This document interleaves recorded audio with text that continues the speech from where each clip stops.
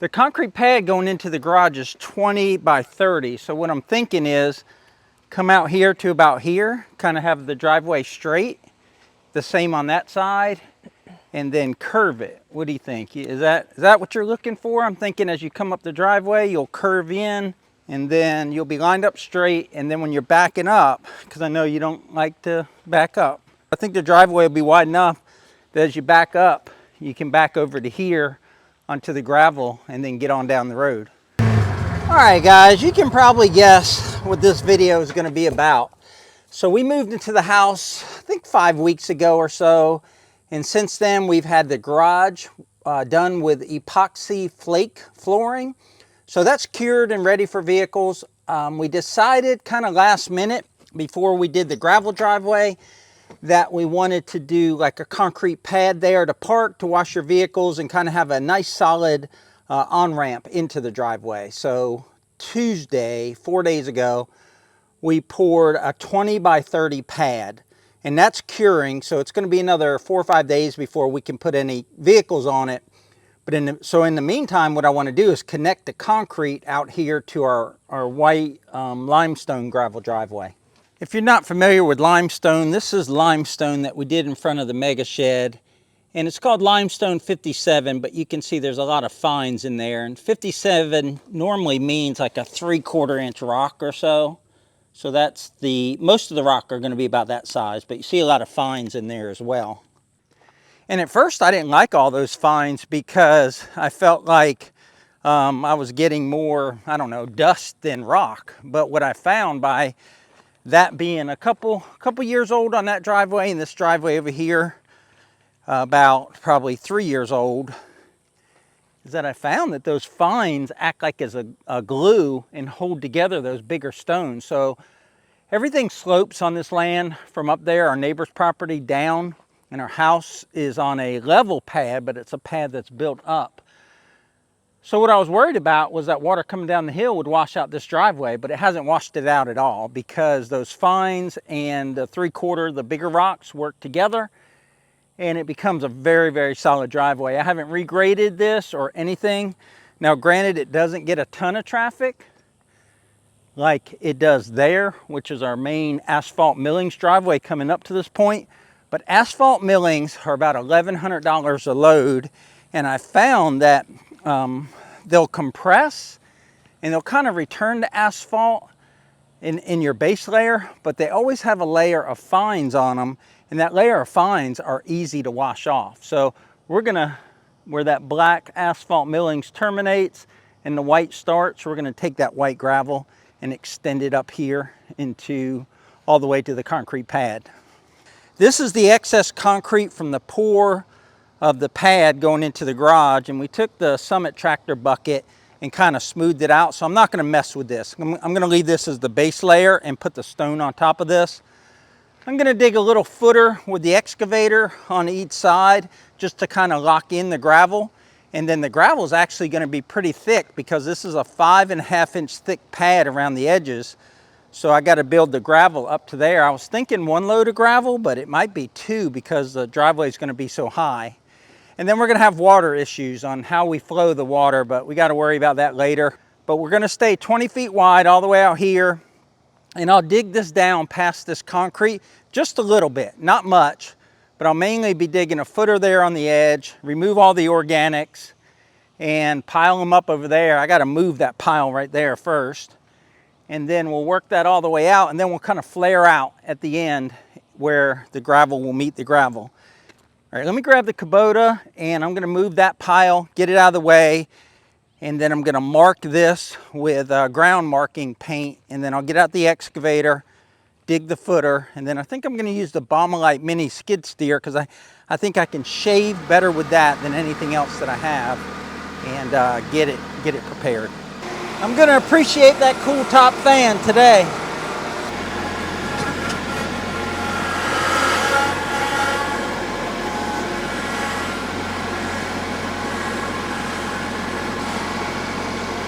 That's kind of some good dirt, some clay and some topsoil. This is all fill dirt with a little bit of gravel in it from the concrete cleanup. So we're going to separate the two piles.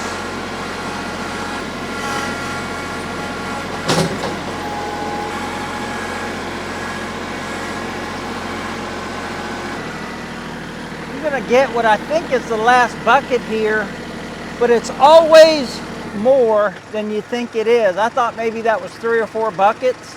I bet it was 8 buckets, and it's wet too. So it's wet clay, so it's heavy. Like the back end of the tractor was coming up. I have no ballast. I only knocked the stake over one time. I think I can back blade this out, get one more scoop, call it a day for this part of the project, and then mark out the boundary lines and get the excavator in here. Make this as compact as I can so I can get most of it with one scoop. All right guys, I'm done moving that dirt, and if you've ever moved dirt before, when it's in a pile on the ground, it looks like, oh, it's just a little bit of dirt. But I bet it was 8 buckets in the Kubota, and most of them were full. Some of them I didn't get completely full. But I got up the most that I could with the bucket. I don't want to do any shoveling work, and I got to get in here and do some landscaping, so I don't care that that's not perfect now. So it's on to the next step. I'm going to put some paint on the ground where I got it outlined with this yellow air hose and not get any paint on my air hose. We've been having so much rain, and they've been really heavy rain pours this summer.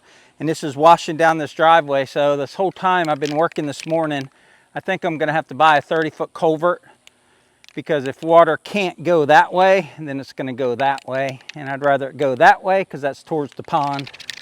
If you've never painted the ground, it really helps a lot, because when you're on the tractor, you just can't tell as well as if you have a reference mark, and you'll just easily get off track. And it doesn't have to be a perfect line, but just something for a reference. But what do you guys do? Do you just eyeball it, or do you do what I've done here? I got an extension cord here. I got an air line over there. Put in some stakes. Is that overkill for a driveway? Then I'm gonna flare it out here, so when we're backing up, we can get the rear of our vehicle this way. I don't want to mess with the roots of our oak trees. We saved these oak trees when we cleared the land 7 years ago, and I don't want to weaken their root system and have them go over in these high winds we get in Florida. Okay, I got the dump trailer in place. Time to get the excavator up here and start digging. So it's been a minute since I've used Precious. That's what we call, or that's what I call, my excavator out here on Piney Grove. And Deb actually makes fun of me. Well, everybody makes fun of me because I call it Precious, but it is a pretty precious piece of machinery. So I don't want to dig this too deep, and that's the big thing about excavators. You will over dig something in a heartbeat just because it's easy to do, easy to dig, and it's kind of fun. And I notice more and more YouTubers are getting excavators instead of skid steers. Evan over at Country View Acres, he just got an excavator. My friend Andrew over at Kelly's Country Life, he got one a few months ago. He got a Bobcat. Evan got a Kubota.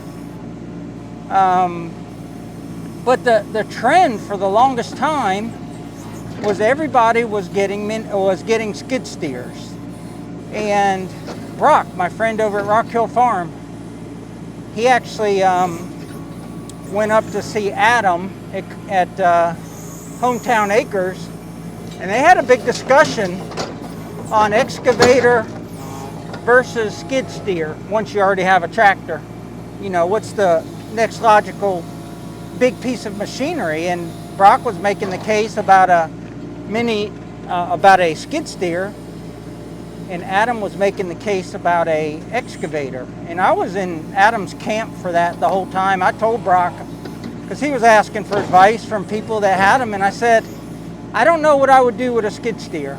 I don't put in driveways. I'm putting one in now, but I couldn't do what I'm doing right now with a skid steer. I want to really carefully carve out this line, basically dig just a little footer here to hold the gravel. I can't do that with a skid steer. And the rest of the cleanup, once I loosen it with the bucket of the excavator, the rest of the cleanup I can do with a tractor.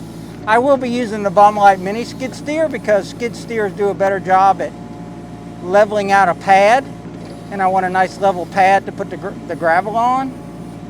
But never once have we thought, man, we made a mistake and got a mini excavator instead of a skid steer. One thing I would like to have is a smooth lipped bucket for this instead of, well, I want the one with the teeth for ripping up this clay when it's dry, but I'd like to have either an attachment that I could put on my current teeth here, or I'd like to have a smooth lip bucket, because this is a quick change bucket. I can change it out in just a couple minutes. Basically all I did was dig a footer. I've been at it for a bit, but I'm not making the progress that I want to make, but it's coming out pretty good. Let me show you what I got here. It's real hard to follow a radius and get it perfect with an excavator, or I guess anything really. So it's taken me a long time, and like I mentioned earlier with an excavator, it's easy to dig straight down and over dig a trench. And all I want is 2 to 4 inches here. I just want a hard edge here where my right foot is, so the gravel goes in there and locks it in, kind of like a keyway. And what I'm finding is I can't scoop it without over scooping it and making it too deep. And then when you fill it in, you spend a whole bunch of time packing it. And so I've come up with a different method, but I've got, I don't know, 10, 20, 30, I got 50 feet, 40, 50 feet done. Let me show you the process I'm doing now. It's moving a little bit quicker, and I'm getting all my spoils and putting them in the Summit trailer. That way there's not a lot of cleanup left here to do, at least from this trench. So I'll kind of talk you through my method here. Typically you would just take your bucket and you'd come in like that and then pull it towards you until you got the depth of trench that you want. But you see we got teeth on the bucket, and that won't leave a smooth trench behind, and I don't want loose dirt there. So what I'm doing is I'm coming along and I'm following my orange line with the left tooth of the bucket. It's a little orange line up here by the excavator. And I'm just digging that. Then I can get a little bit of a full bucket and dump it on the trailer.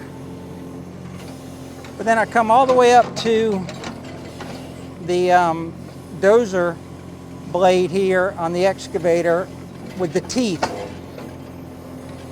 And then I just kind of dump that in there, and I come back to all these spoils, knock them back in the trench from both sides. And there's 2 reasons for this. 1, to keep the work area clean, and 2, so that I get that nice hard edge there. Because otherwise, if I leave that tall there, it's just going to be soft dirt. So I just knock that in. Then I turn the bucket really, really steep like that. See, the teeth are in the air, and I pull it towards me. So I'm using the back of the bucket to push that dirt, and as I do that, it creates a super hard bottom to that trench. You see how hard the bottom is there, or how packed it is, and that's because I took the bucket, and as I put down pressure on, I'm actually picking the tracks up a little. It pushes dirt ahead of it, but it also super packs that behind it. Now I got a good base for that gravel. And I'll just swing this dirt in here. Do the same thing over here. Just kind of swing that dirt in. And come with the back of the bucket and mound that up where I can scoop it. And that's what I found was the best method. Never really done this method before, but when you're digging a shallow trench, it seems to work pretty good. Because again, if I went like this and dug that straight down, I'd over dig it, and then I would leave a really rough trench from the teeth of the bucket. So I don't know if that's a hack. I don't know if everybody knows that, or I don't even know if it, it's something you should do, but it's working for me. So I got a little bit more to do there, but I got a full trailer. We'll take that over and dump it on that same pile we started the video with. But I was thinking, this is why people get sticker shock when they get a quote on something like a gravel driveway. They think, it's just, hey man, it's just 50 feet of digging. And the equipment they're gonna show up with is gonna be bigger than this equipment, but it just takes time. You can't take this machinery and just like go really, really fast with it and come out with a perfect job. And I went slow with it, and I didn't get that radius perfect. But it just gives you an appreciation when you do it yourself for why they have to charge so much. They got to upkeep their equipment, they got to get to your job site, they got to get home at night, however many days it takes them. They have fuel, wear and tear, insurance, all that stuff. And if you want a good job and not someone just coming in really quick and just, you know, kind of slinging some dirt around, you're gonna have to pay them. But it's got me like with a little bit of anxiety, right? I don't want to do it wrong. And I guess it don't matter, it's just dirt. I could always redig it, but I just want to get it right the first time. I can't believe how long it's taken me to get to this point. And whatever it's taking me on this side, it'll take me probably the same amount of time on the other side. I've got, what, 2 lengths of the excavator left until I hit that out there. And that's going to be a problem because you're going to have this gravel here is on top, but that doesn't mean there's dirt right here. There's probably gravel down in there. So I want to get as much of that grass out of there without disturbing this rock too much. And again, I'm probably going to need a culvert there. I don't want the water to stop here and flow over the road here and flow over the road there. I want it to go on down the hill and go down to the pond down there.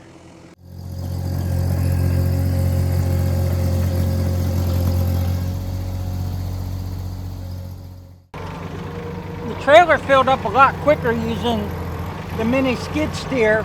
And what I found was on this dirt here, that's the original dirt. There's no fill dirt on top of it or clay or anything used to build the house. It's real loose, and the excavator wasn't doing a good job of cleaning it up, but because it's so loose, you can just take the blade of that mini skid steer and just cut it right away and scoop it up. So this actually has a lot of topsoil in it, so we'll put it in the topsoil, or more like topsoil pile. Then I'll grab the Kubota and kind of clean these piles up a little bit. I don't want to get this dirt into the rock driveway that I'm on right now. Having this dump trailer has allowed us to do so many things we wouldn't have been able to do before. My Kubota L3901 is at 599.0 hours. She's getting to be an old girl.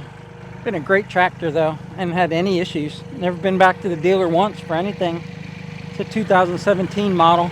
I was thinking when I was eating lunch, like where it's too deep here, I may go get some of that clay fill in there and pack it in because stone is more expensive than dirt, and I don't need a 6-inch trench like I have there. Now this I also have a tendency to dig too deep with, like I did right there, because the soil is just so soft. It's just got no clay or anything in it. It's mainly sand.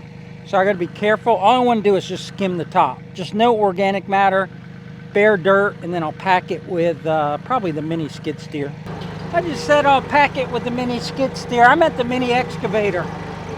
Just for reference, the excavator is 6,300 pounds, about 3.5 ton. Summit and the Kubota both have filled tires in them, rear tires with rim guard, beet juice in them. So they're heavier, but I think the Summit comes in at 3,400 pounds, and the Kubota's close to that as well. Well, it's funny because I think that's around 3,400 pounds or 3,100 pounds, and I've got the weight kit on it. So they all weigh about the same, but that thing just looks more mini than anything else that's here.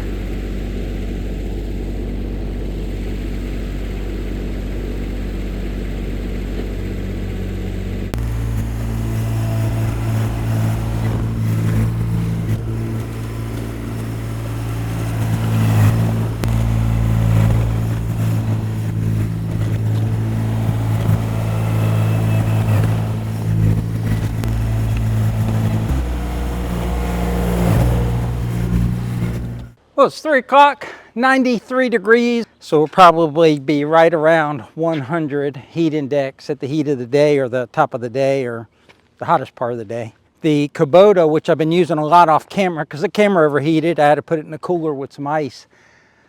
But right here I was doing a lot of back blading and a lot of dirt movement with the Kubota, and I got all of the sandy and the organics and all the grass out of here. And then I used the Baumalight to do this radius here. And I'm going to come back with the excavator and go ahead and cut, you know, a 4-inch deep keyway. I didn't want to mess with that concrete, so I didn't take the Baumalight mini skid steer up there. I only took it to here because now I'm going to start to get into that concrete. But I just got a short section there I got to dig out, and then I'll keyway it on this turn right here.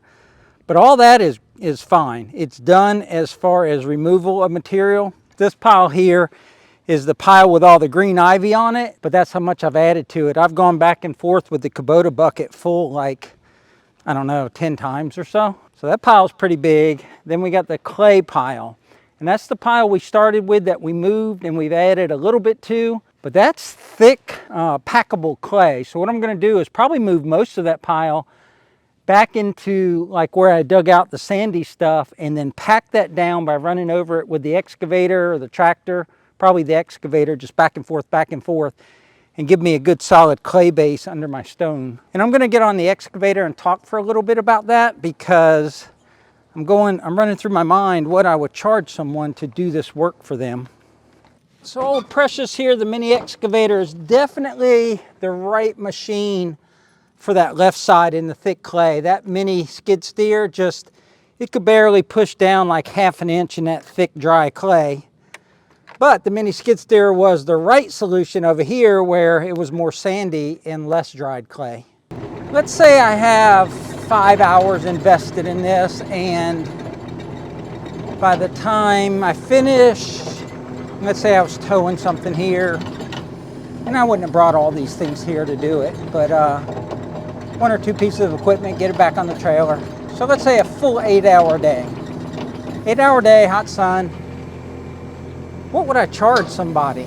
I don't know that I would do it for $100 an hour. I don't think there's any money to be made there, especially if you're fully insured, and if you've got your equipment on payments and your interest and all that stuff and liability. So $1,000 to do this, to get it prepped. Let's say to get it prepped. Let's say $2,000 for the gravel, and that's a lot of gravel. Might be a little less. So now we're at $3,000, and then someone has to spread it. And it shouldn't take a whole day to spread it. Let's say 4 hours to spread it. So that's $500. So where are we at? $2,000, $3,000, $3,500 for, let's call it 1,800 square feet. $3,500 for that. And that concrete pad was $3,500. And the flake was $7 a square foot. So that was over $4,000. It's crazy when you think about it that way. Like what I would charge to do it. Now maybe someone would do it for cheaper. Maybe they could come in here and they could get it prepped with a skid steer and get it done in way less time, but you're not going to get the neat piles of dirt like I have over there and get everything cleaned up like I have. You're going to get very little hand work, a lot of fast machine work. All that to say, nothing's cheap. I never in a million years would have thought that a gravel driveway would cost as much as it does. But I got this keyway done with the excavator. The whole keyway there was in some hard clay. And rather than just pushing it off to the side, I put it in the trailer, and then I dumped the trailer right here because I didn't want all that clay up there, because this clay can be used to go over top of this sandy soil down here. But that keyway's done. That'll lock in the gravel from going off the hill. Dump that there. Now I'm going to take everything and spread it out real smooth, and then I'm going to go over and get clay with the Kubota and just kind of smear it in here on top and then pack it in. Then I'll be done.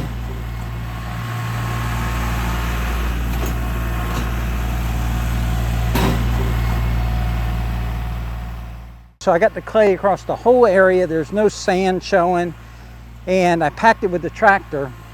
Now I'm going to jump on the excavator and just track it in.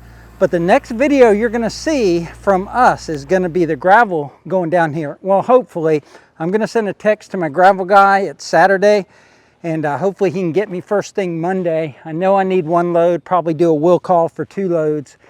And that'll be fun. Finally get this done, get another thing checked off of the list for the new house build, and get our vehicles in the garage where they belong. But that's going to wrap it up for today's video, folks. We sure appreciate you watching. Click that like button and subscribe if you haven't already. And remember, life's short. Tractor, excavator, mini skid steer, dump trailer hard. And we'll catch you on the next one. Take care. Oh yeah, and check out these two videos right here in the corner. They're pretty cool too.